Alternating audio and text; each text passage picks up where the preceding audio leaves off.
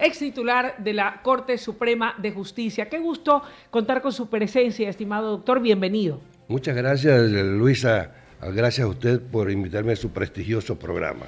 Muchísimas gracias. Hoy a partir de las 9 de la mañana, en pocos instantes, está prevista el arranque de la Marcha por la Paz y la Justicia que ha sido convocada por el presidente de la República, Daniel Noboa, una marcha que recorrerá las principales arterias de la ciudad de Guayaquil. ¿Cuál es su percepción sobre la razón que lleva al primer mandatario a convocar y realizar esta movilización ciudadana?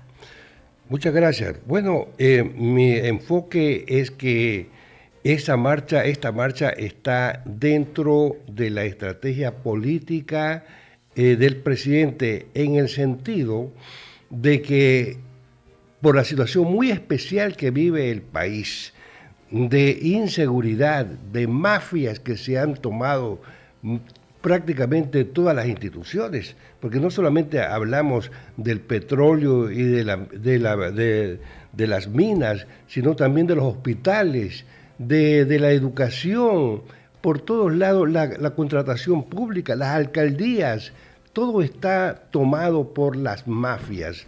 Entonces, esto es una situación muy especial que vive el Ecuador como sociedad.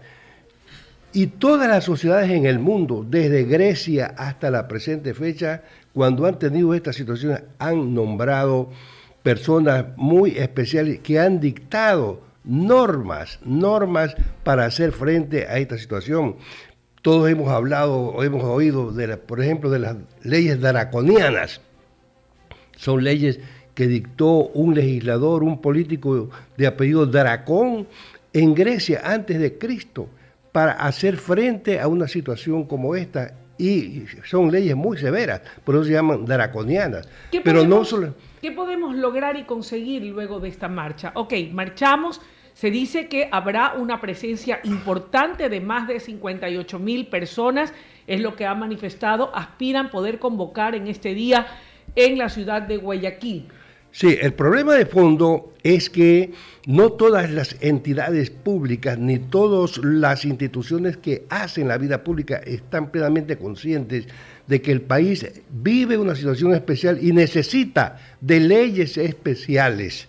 Entonces, el presidente hace este enfrentamiento con leyes especiales para proteger a los militares, a los policías, etcétera, etcétera, pero el tribunal, la Corte Constitucional, que es creada por esta Constitución del 2008 y por Correa, pues no mira las cosas de esa manera, sino de manera abstracta. ¿No está en sintonía con las necesidades del pueblo? Exactamente, no, está mirando las cosas desde el punto de vista estrictamente constitucional, la teoría, la doctrina, y entonces allí no va a sintonizar con lo que el pueblo necesita. La prueba está que ha suspendido como 16 leyes, entre ellos incluso hasta la declaración de estado de excepción, ¿no? Entonces, ¿cómo quiere que se enfrente a la mafia que ahora están atacando hasta los equipos de fútbol? Imagínese usted. ¿Cómo ¿no? hacemos entonces? ¿Usted cree que esta marcha de alguna manera podrá hacer sentir la voz de todo un país y de todo un pueblo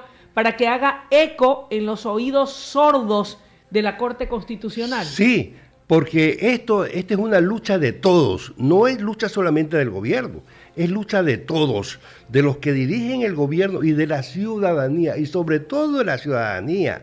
La ciudadanía tiene que estar consciente que el Ejecutivo está desarrollando una labor muy, muy difícil y entonces necesita una aprobación. Y esa aprobación no es solamente con acciones, sino también con leyes, Entonces, hay que hacer esta presencia masiva, pacífica, obviamente, no sin ofensas a nadie, para hacer presente a la Corte Constitucional, que tiene unas extraordinarias facultades, para que vea que el pueblo necesita y requiere de leyes especiales que se salen del contexto de una situación normal. No, ellos están pensando, por ejemplo, en que se debe implementar plenamente todas las garantías y derechos que están en la Constitución, pero ocurre que precisamente las mafias se aprovechan de esa exacerbación de garantías constitucionales para cometer sus delitos y salir inmediatamente, porque contactan a los jueces, contactan a los fiscales, a los policías, a los militares, a todo el mundo con el poder extraordinario que tienen monetariamente. Ahora, ¿cómo es que llegamos a tener esta corte de superpoderes, corte imperial, corte marcial, corte omnipotente, que puede interpretar cada una de estas propuestas a su antojo y tenernos de alguna manera, si se quiere, atado de manos? Porque yo sí estoy muy preocupada de qué es lo que va a suceder. El presidente ha enviado 7 nuevas preguntas, pero pues si no tienen luz verde por parte de la Corte, resulta que tampoco podrían ser parte de esa consulta que el presidente quiere hacerle al pueblo, doctor. ¿Qué hacemos? Mire, el fondo del problema es que esta Corte obedece a un proyecto político que se dijo era de 300 años, ¿no? De 300 años. Entonces, es la Corte que está erigida en el sexto poder y el más poderoso de todos, aunque no se lo dice expresamente, ¿verdad? Pero es el más poderoso de todos porque puede cancelar a todos los demás funcionarios y ordenar que se hagan cosas que no está prevista en la normatividad. Entonces, el asunto está en que fue creada profesamente para este proyecto político. Entonces tenemos una Corte Constitucional exacerbada en sus facultades, ¿verdad? Pero también ellos tienen la misión de proteger la Constitución, no solamente los derechos fundamentales, sino la Constitución. Por eso es que si el gobierno decidiese convocar a una asamblea constituyente que lleva implícita la facultad de cambiar la Constitución, no la van a aprobar. Entonces, no la van a aprobar porque ellos se van a su casa, pues. Tienen la misión de conservarla a rajatabla. Claro, esa es la... ¿Y entonces cómo salimos? ¿Cuál es la salida? Mire, esa es la maniobra que no está en todas las constituciones, ni se ha dado en todos los procesos históricos, ¿verdad? Porque... Es inédito esto. Es inédito. Porque le dice expresamente que para que haya una asamblea constituyente que quiera cambiar la Constitución, primero tiene que tener la autorización de la Corte Constitucional. Y ellos obviamente al ser juez y parte y no van a querer perder sus facultades y por eso nunca le van a dar luz verde, pues. Exactamente. Entonces el problema de fondo es político. Entonces, en mi concepto, el presidente debe convocar él directamente a una asamblea constituyente que es el pueblo en su máxima expresión. La pureza del poder político está en el pueblo. Así nació en la Revolución Francesa, no para cambiar todo. Y entonces el presidente puede convocar a una asamblea constituyente obviando a la Corte Constitucional, porque la Corte la va a negar. ¿Esa es la única salida que tenemos? La salida de fondo es esa. La otra es estos parches que está dando el presidente, como por ejemplo disminuir las facultades del Consejo de Participación, que ya no puedan... regular y ordenar o dar una normativa a la Corte Constitucional. Exactamente, que no pueden hacer nombramientos. La Corte Constitucional, que para que declaren la inconstitucionalidad de una ley tienen que tener 6 votos, por ejemplo. Esas cosas que a mi manera de ver son parches, pero que de todas maneras es un avance porque el problema de fondo, sostengo, es la Constitución ¿Cuánto actual. tiempo más podría dejar pasar el presidente de la República para llamar a esa Asamblea Constituyente, obviando y dejando de lado a la Corte Constitucional? Para eso son estos actos políticos. Ok, para un poco medir fuerzas, claro, para hacer un termómetro de cómo está la respuesta y el apoyo popular. Que hoy día el pueblo en todo el país se presente y diga, no, también va a haber una contramarcha en Quito, ¿verdad? No solamente en Quito, van a estar en Riobamba, van a estar en La Tacunga, van a estar en Cuenca, van a estar en Quito. Esa es la democracia, pero entonces se trata de medir fuerzas políticas. Entonces el presidente está en esta fase de convocar políticamente a todo el pueblo para que lo apoye, ¿no?, en su decisión de dar una nueva constitución o nuevas instituciones y nuevas leyes. ¿Cómo quedaríamos ante el mundo? Porque lo que usted está proponiendo, yo ya lo había conversado y lo había escuchado decir de un prestigioso constitucionalista. Y imagínese usted, que es un hombre tan sabio, con tantos conocimientos, es del mismo criterio de que definitivamente la Corte Constitucional jamás va a dar paso a que le quiten facultades, ¿verdad? Porque de alguna manera son juez y parte. Consecuentemente, me lo decía este caballero, jamás van a dar paso tampoco ni siquiera a una asamblea constituyente. Será perder el tiempo. Pero hacerlo, dar ese gran paso, convocar a la constituyente, ignorando a la Corte Constitucional, también va a traer cola. ¿Cómo nos van a ver en el mundo? Dirán que no se respeta la Constitución, que no se respeta el Estado de Derecho, que no hay independencia de poderes. ¿Cómo enfrentamos eso, mi querido doctor? Cada país resuelve sus problemas conforme sus necesidades normativas. ¿Y las necesidades del Ecuador hoy? Son estas. Es decir, tenemos una constitución que es la única en todas las 20 constituciones que ha tenido en su historia, que es de carácter socializante. Es la única. No ha habido en el país ninguna otra constitución socializante. ¿Qué quiere decir socializante para que la gente lo entienda? Que a la larga se quiere o se quiso imponer por Correa y compañía un sistema socialista en el Ecuador a la larga. Por eso esa constitución tiene potencialidades de... ¿Por qué cree que se estableció, por ejemplo, la muerte cruzada? La muerte cruzada se estableció es para que si de alguna manera hubiese una oposición en el Congreso, mandar a los diputados a sus casas, con la confianza de que el presidente volvería a ganar las elecciones. Está hablando Correa, ¿no? Correa, él pensaba que iba a ser así, no fue así.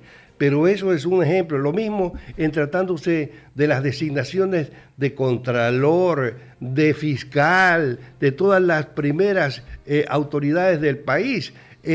Aparentemente suena bien, es el pueblo el que se manifiesta en el Consejo de Participación, pero en la práctica el que maneja todos los concursos es el Ejecutivo, ¿no? Es el Ejecutivo, porque ellos pensaban establecerse por mucho tiempo acá. La historia también les ha dado un vuelco a ellos, porque ahora está un gobierno que está haciendo, a mi juicio, las cosas correctamente, pero nadie sabe mañana o pasado, después de 10 años, qué gobierno venga y trate más bien de fortalecer la injerencia de las mafias que están asolando a muchos países. Y cada país resuelve sus problemas. Mire usted en los Estados Unidos, sí, ¿no? Así es. Trump, ¿no? Trump dice, todo el mundo critica a Trump, pero Trump está tratando de enfrentar una situación especial. De acuerdo a la circunstancia propia de cada país y con la receta que convenga a los intereses del país. Exactamente. Indistintamente de lo que digan en la comunidad internacional. Claro, porque lo de la opinión internacional de la ONU son funcionarios de escritorio, ¿no? Ellos no viven en los países, sino que tienen en su mente ideas dogmáticas sobre lo que deben ser los derechos humanos, etcétera, etcétera, pero no viven en la realidad. En el pasado, ¿qué teníamos anterior a la Corte Constitucional? Teníamos Corte Constitucional, sí, pero con otra constitución, que no les daba estas facultades extraordinarias que tiene actualmente la actual Corte. Era una Corte encargada de velar por el cumplimiento de los derechos establecidos en la Constitución. Pero ocurre que esta Constitución no solamente se circunscribe a los derechos fundamentales, sino a los derechos en general. Así lo dice el primer artículo. Derechos en general. Entonces, por eso usted tiene que hay acciones de protección ordinaria en donde va todo. Los abogados hoy día no estudian primeramente cómo presentar una demanda en lo civil, en lo penal, en lo mercantil, sino de acuerdo a la Constitución. ¡Qué barbaridad! Y entonces, como la Constitución es susceptible de interpretarse ampliamente por sus propias condiciones, entonces ahora lo primordial son las acciones ordinarias y la extraordinaria que conoce la Corte Constitucional. Entonces la cancha está marcada. Yo me imagino que podría ser, aquí yo estoy haciendo una interpretación, no soy juez, de ver si estas nuevas preguntas tienen o no admisibilidad por parte de la Corte Constitucional, y si no, el gobierno, estratégicamente hablando y políticamente hablando, debe tener un plan B, que sí, podría ir y apuntar hacia la constituyente. Hacia una constituyente. Y si la Corte Constitucional le dice no hay paso para esa Corte Constitucional. Ahí se impone la decisión política. Todos los pueblos tienen proyectos y realidades políticas que se imponen a la realidad normativa. Si no lo hacemos, ¿cuáles podrían ser las consecuencias para el Ecuador? Vamos a seguir en este mismo estado de cosas, en el sentido de que si se capturan a los mafiosos, pues salen a la vuelta de la esquina alegando cualquier derecho extraordinario de habeas corpus, por ejemplo, por enfermedad o por hacinamiento o por lo que sea, salen en libertad.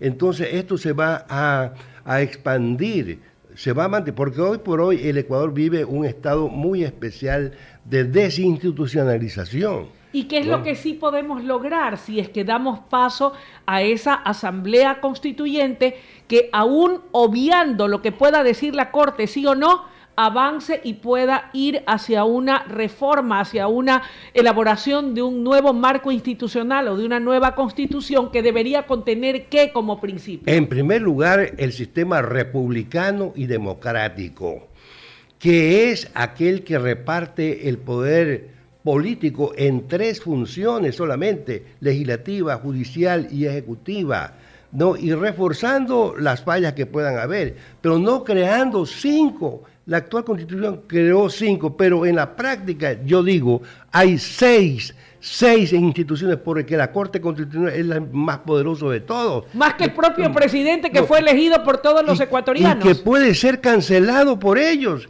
Si el presidente se niega a ejecutar lo que ellos ordenan, dice la Constitución que puede ser destituido. No le puedo creer. Imagínese usted. O sea que es tan poderosa que incluso podría torcer la voluntad del soberano que puso al gobernante que hoy está. Totalmente, o ponerle una situación que es muy difícil de realizar, ¿no? Con el propósito de que pasan 30 días y ¡pum!, lo cancelan. Eso es posible. O sea, hay una camisa de fuerza en este entonces, momento. La nueva Constitución tiene que ser democrática, republicana, en el sentido de que el poder tiene que estar solamente en 3 funciones. Y tiene que haber Corte Suprema de Justicia que maneje todo el poder judicial, no como ahora que es un consejo de la judicatura. Que es un chiste. Que es un chiste y que no son abogados, no son jueces, y entonces con 3 pueden tener el control de toda la administración de justicia en el país. ¿Y este Consejo de Participación Ciudadana y Control Social, estimado doctor?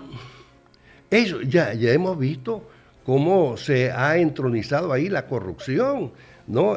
Porque ya le digo que es cuestión solamente de manejar 3 votos, ¿no? Y entonces con eso destituyen jueces y los jueces se llenan de miedo. Ahora, doctor, hablemos de plazos y tiempos, porque hoy por hoy el presidente Daniel Noboa, en este nuevo mandato, tiene un poco más de 3 meses. Y siempre al comienzo es crucial para tomar decisiones importantes, duras y drásticas, porque tiene el respaldo y el apoyo popular. Ha llegado el momento entonces de que el presidente Daniel Noboa pueda convocar a esa asamblea constituyente haciendo caso omiso a lo que diga la Corte Constitucional. Sí, yo creo es el momento. Este es el momento, pero necesita tener una mayor aprobación de todo el pueblo. Para eso es lo de hoy, es un termómetro, lo que tiene que irse incrementando con el paso de los días y viendo la contradicción entre lo que hace el gobierno, captura todos los días, ¿no? Cargamentos de droga, mafiosos y todo, y lo que dice la Corte Constitucional, que le tira abajo las leyes. Ahora, mientras está ocurriendo todo esto, ¿qué cree usted que piensan los mentalizadores de esta Constitución de Montecristi? Están pensando que ellos van a perder totalmente su poder político, totalmente, como ya lo han perdido en otros pueblos, como por ejemplo en Venezuela, en Bolivia. Cuba, en Bolivia, ¿no? En Bolivia. Entonces ellos saben que con un cambio de esta naturaleza pierden totalmente el poder, porque esta Constitución está hecha para que ellos manejen el gobierno. Dijeron así por 300 años, ellos lo dijeron expresamente.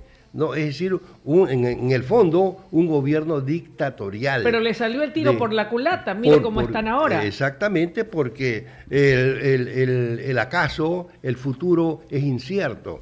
Y entonces muchos trabajan para, por ejemplo, la famosa muerte cruzada. Ellos la crearon con otros propósitos, pero en la práctica mandaron a la casa al presidente Lasso y está un presidente, Noboa, que está haciendo las cosas que debe hacer y con una buena proyección internacional.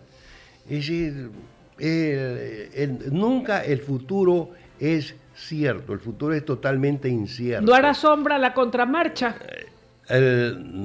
La contramarcha no va a ser sombra, es decir, tendrán sus manifestaciones, pero ahí está la CONAIE, por ejemplo. Hoy día la CONAIE dice que dirá no a todas las preguntas.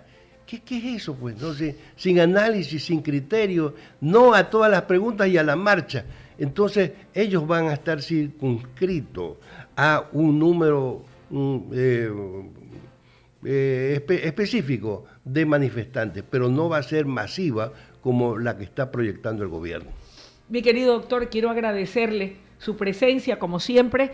Gracias por haber compartido con nosotros esta mañana sus valiosos criterios y muchísimas gracias. Quiero hacer público mi agradecimiento por estas memorias suyas, trayectoria de una vida, estudio, trabajo y amparo divino del doctor Carlos Roberto Gómez Mera. Aquí lo tengo, con una linda dedicatoria, si me permite, ¿Cómo no? me la ha compartido el doctor.